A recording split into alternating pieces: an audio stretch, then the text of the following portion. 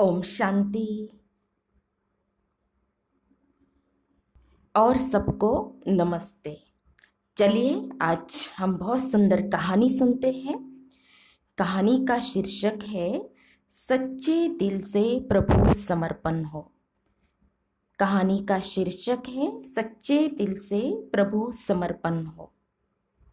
एक बार एक लकड़हारा अपनी प्यास बुझाने के लिए कुएं में झांका तो वह आश्चर्य नजरों से कुएं में देखता ही रह गया। वह अपनी प्यास भूलकर आश्चर्यचकित हो गया।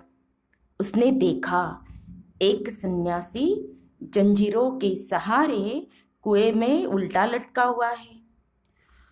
उसने लोहे की मजबूत जंजीरों से अपने पैरों को बांधा हुआ है। श्राप के भय से भयभीत होते भी लकड़हारे ने सन्यासी से पूछने का साहस किया। लकड़हारा बोला, हे महात्मन, आप क्या कर रहे हैं? सन्यासी ने कहा, बेटा, भगवान से मिलने के लिए कठोर तप कर रहा हूँ। मुझसे प्रसन्न होकर एक दिन भगवान अवश्य ही मुझे दर्शन देंगे। लकड़हारा ने कहा, क्या ऐसा करने से भगवान प्रसन्न हो जाएंगे? तो सन्यासी ने कहा, हाँ हाँ, जब अपने भक्त को अधिक पीड़ा में देखेंगे तो भगवान से सहन नहीं होगा और वे दौड़े चले आएंगे। लकड़हारा पानी पीना भूल गया और उसने सोचा कि मैं भी ऐसा ही करूँगा, और उसने घास की रस्सी बांटी और उस कुएं पर एक लकड़ी रख दी। उसमें रस्सी बांधकर वह लटकने लगा। परंतु क्या हुआ, जो ही वह लटका, रस्सी उसका बोझ झेल न सकी और वह टूट गई।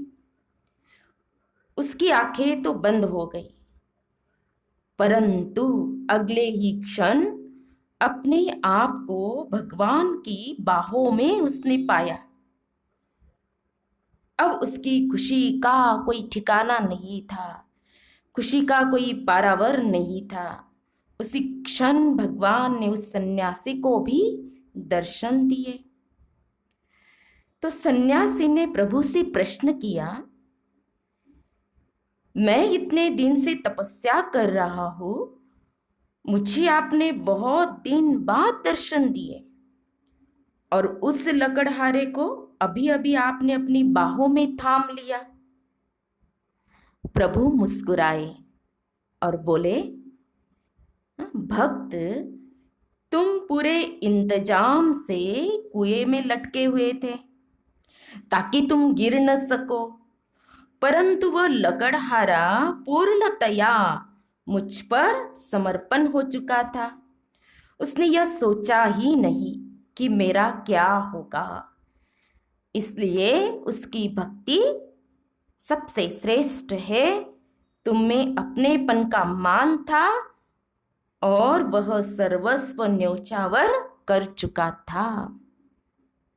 तो इस कहानी से हमें यही शिक्षा मिलती है, यही प्रेरणा मिलती है कि हम भी क्या करें, अपने सारे बोझ, चिंताएं, परेशानियां, जो भी कुछ है, सब कुछ क्या कर दे, प्रभु को समर्पित कर दे। और सबसे महत्वपूर्ण कि हम खुद को ही क्या कर दे, प्रभु पर समर्पित कर दे। इससे क्या होगा, हमारी स्थिति बहुत ही निश्चिंत हो जाएगी। लेकिन समर्पण कैसा हो, सच्चे दिल का समर्पण।